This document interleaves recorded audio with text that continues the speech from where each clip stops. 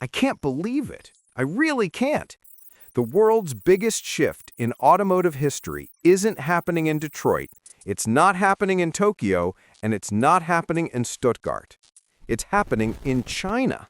Yeah, the same country people spent decades mocking as the copycat nation is now shaping the future of electric vehicles while the rest of us are still arguing about V8 exhaust notes and touchscreens that don't even work properly.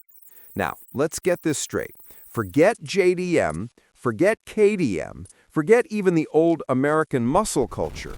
We might just be entering the era of CDM, Chinese domestic market. And whether you like it or not, it's about to dominate.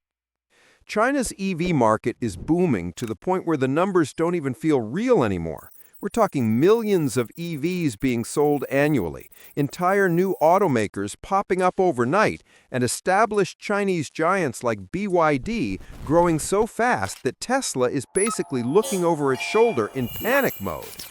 And here's the part that blows my mind. While the US is busy banning Chinese cars to protect local manufacturers, China is out here actually innovating, actually competing, and actually winning. Take BYD, for example. They're not just building commuter EVs that sip electrons like green tea. No, they're building hypercars that push 3,000 horsepower and top speeds over 300 miles per hour. And if that doesn't make you stop and pay attention, I don't know what will. But it's not just BYD. Companies like Xiaomi, yes, the same Xiaomi that probably made your phone charger, are now making EVs that undercut Tesla's price by nearly half, while keeping pace with its 0 to 60 times. Half the price, nearly the same performance. Let that sink in for a second. Imagine buying a car as fast as a Tesla Plaid, but paying something closer to a Toyota Camry price tag. That's not just competition, that's warfare. And the craziest part? This is just the beginning, because China has the one thing that no other country seems to have when it comes to EVs: scale. The Chinese EV industry isn't just producing cars, it's producing an entire ecosystem. They're building the batteries, they're mining the lithium, they're designing the chips, and they're controlling the supply chains that the rest of the world is now scrambling to secure. And honestly, it blows my mind, because when I was a kid, every car enthusiast would laugh at Chinese cars. You'd see those weird knockoff models in car magazines, the fake BMWs, the fake Mercedes, the Toyota but not really rip-offs, and it was a running joke. But here's the thing about copying. If you copy long enough, eventually you get so good at it that you stop copying and start leading. It's like training wheels for innovation. You start out wobbly, but then one day you're flying past everyone else because while they were laughing at you, you were learning from them. And now, China isn't just catching up, they're lapping the field. Now, here's what I want to do in this video. I want to break down exactly why China's EV market is booming, what trends are fueling this insane growth, how their companies are out-innovating Western automakers, and more importantly, what this means for the rest of us. Because I'll be honest, if you're an American or European watching this, it's time to put the coping strategies away. China is here, and they're not slowing down. So grab a drink, because this one's going to be long, detailed, and probably a little uncomfortable for some people. But hey, reality hurts sometimes. Let's get into it. Section 2, the numbers don't lie. Here's the thing about China's EV market. The numbers are so massive, they almost don't feel real anymore.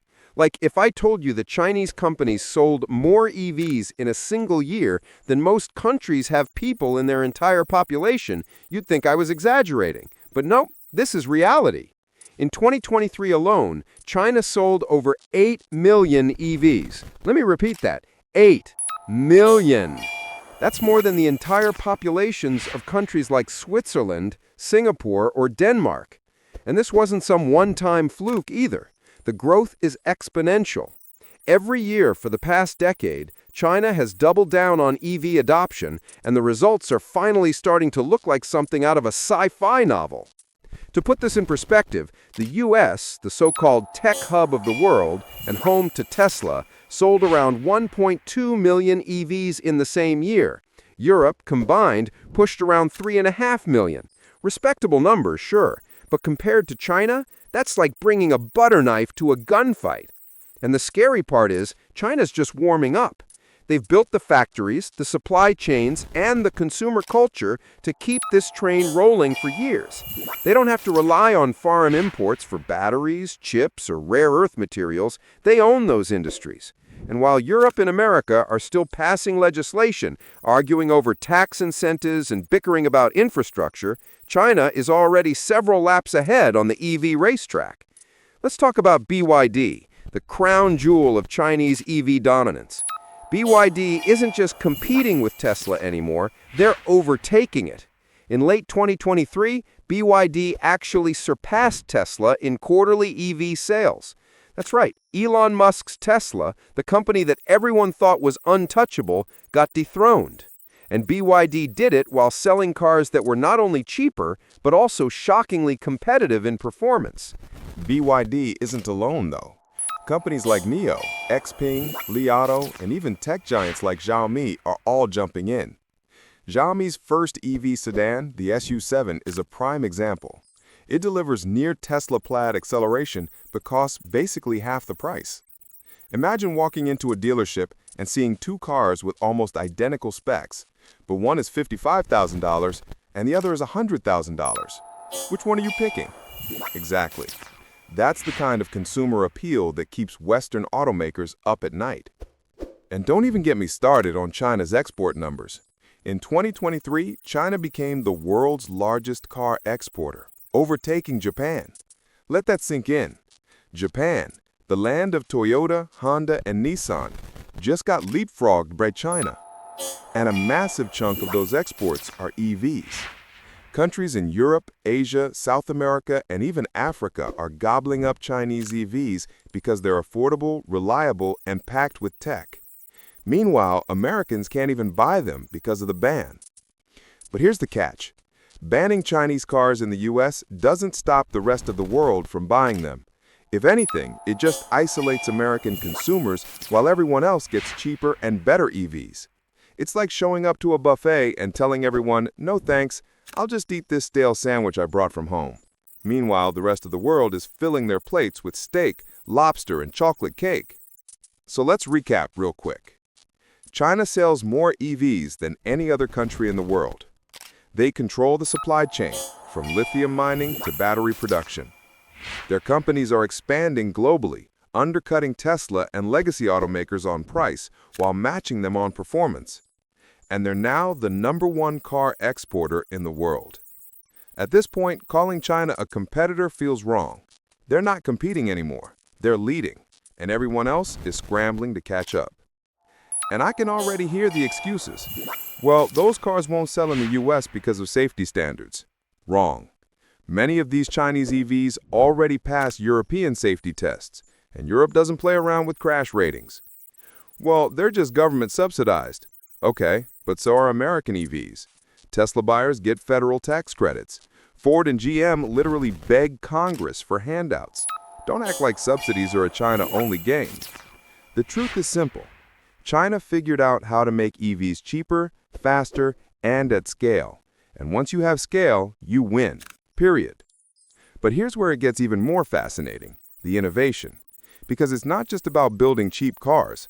China is actually pushing the boundaries of what EVs can do, from battery technology to hypercar performance. And this is the part that makes me sit back in awe, because when you see some of the stuff they're cooking up, you realize we're no longer laughing at knockoffs. We're staring at the future. Section 3. Innovation and hypercars. Here's the thing people still don't want to admit. Chinese EVs aren't just cheap knockoffs anymore. They're not here to fill the bargain bin aisle. They're actually leading innovation, and in some cases, pushing boundaries that even Tesla or Rimac haven't crossed yet. Let's start with the flashy stuff, hypercars. Because if there's one thing that defines a generation of car culture, it's not the commuter cars, it's not the grocery getter crossovers, it's the machines that make your jaw drop. The poster cars, the dream cars, the ones kids plaster on their bedroom walls. BYD's Yangwang U9 is one of those. And no, I'm not exaggerating. This thing just hit a verified 308 miles per hour top speed. That's Bugatti and Koenigsegg territory, except it's fully electric. That's right, a Chinese EV hypercar is now sitting at the table with Europe's most legendary names. And while the U9 still has some catching up to do on track times, its Nürburgring lap is about a half a minute behind the fastest gas hypercars. It still managed to clock a sub-7-minute run, making it the fastest EV ever to lap the ring. That means it's already ahead of Rimac, ahead of Xiaomi's SU7, and ahead of pretty much anything America has put on a track in the EV space. Think about what that means for a second. 10 years ago, the idea of a Chinese hypercar even existing sounded like a bad April Fool's joke. Now, they're breaking speed records and forcing European legends to take notice. And speaking of Xiaomi, their SU7 sedan deserves a round of applause. Because while BYD is flexing with hypercars, Xiaomi went straight for Tesla's jugular.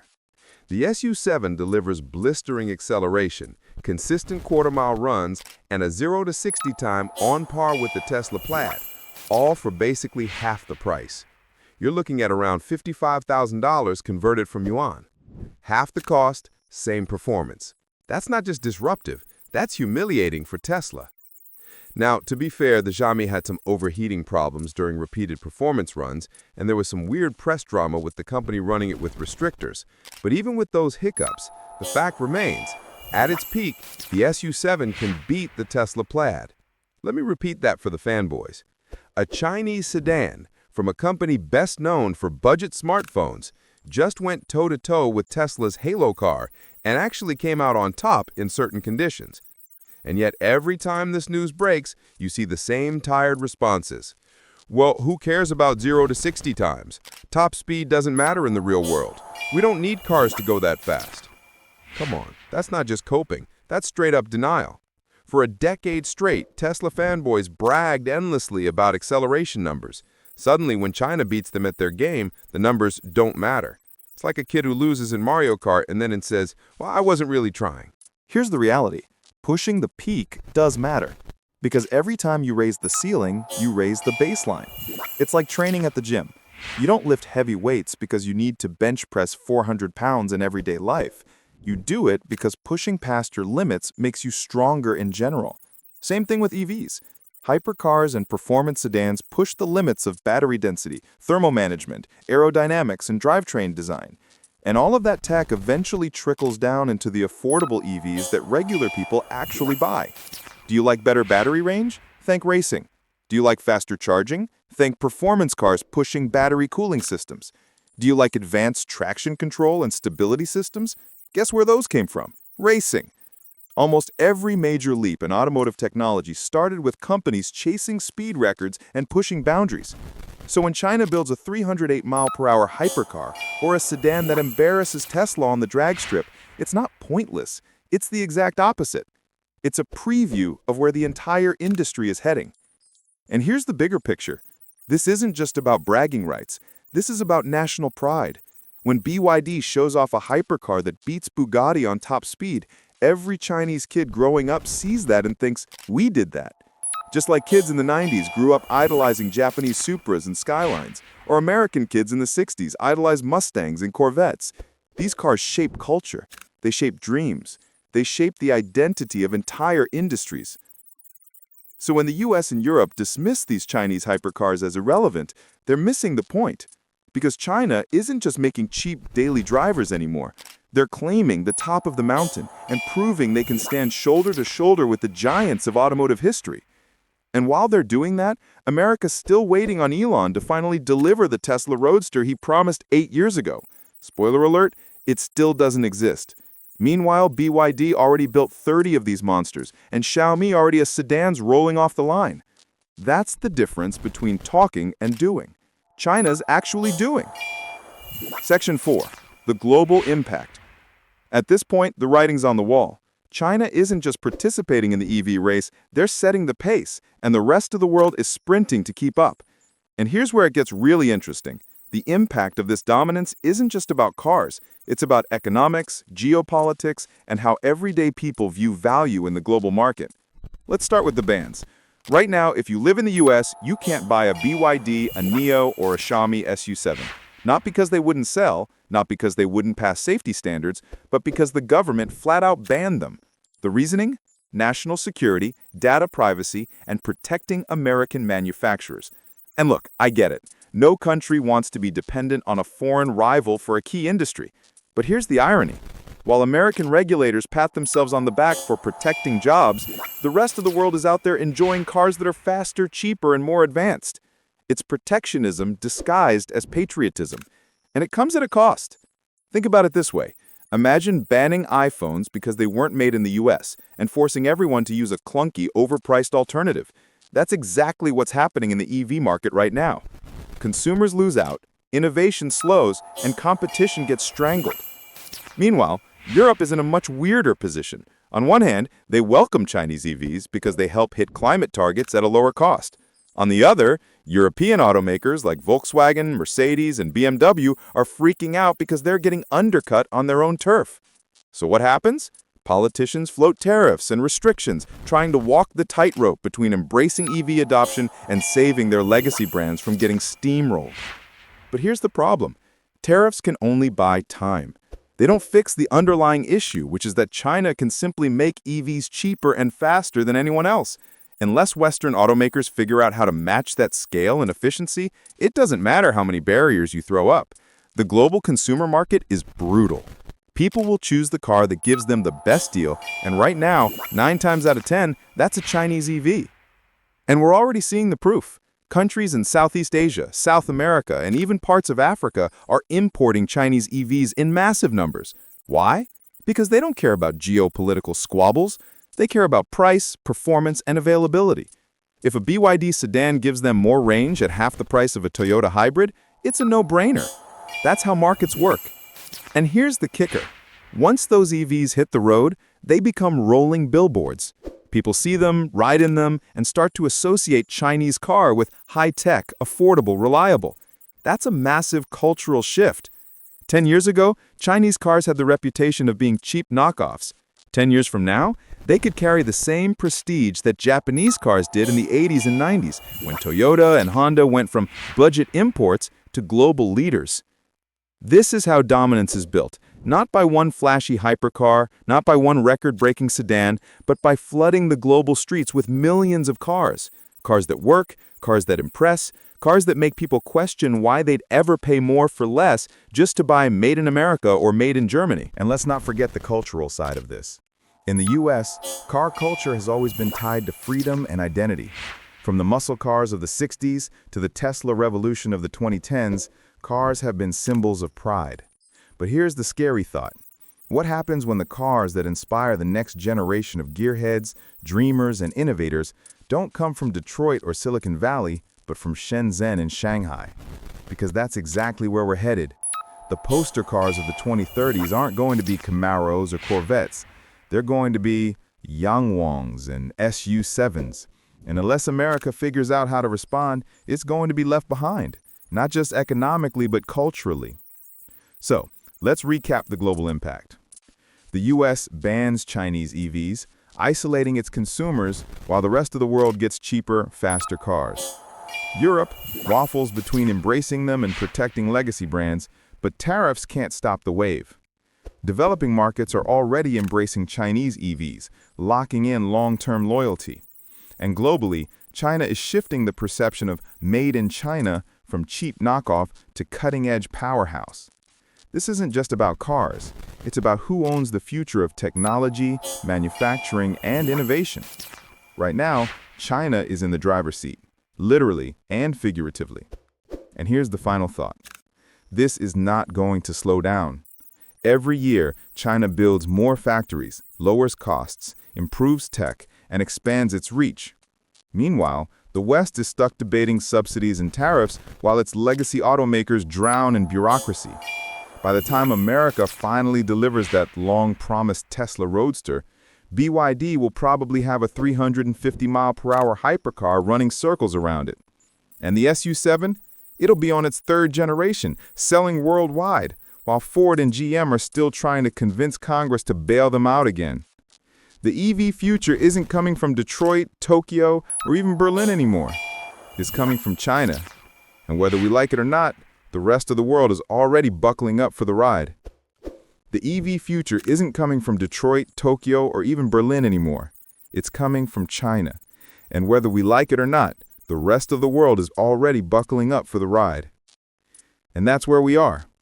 China's not just competing in the EV game, they're running it. The rest of the world, still playing catch-up. If you found this breakdown eye-opening, make sure you hit that subscribe button. I've got more deep dives coming on the global auto wars, the tech shifts shaping our future, and why the next decade might look nothing like the last. You don't want to miss what's next.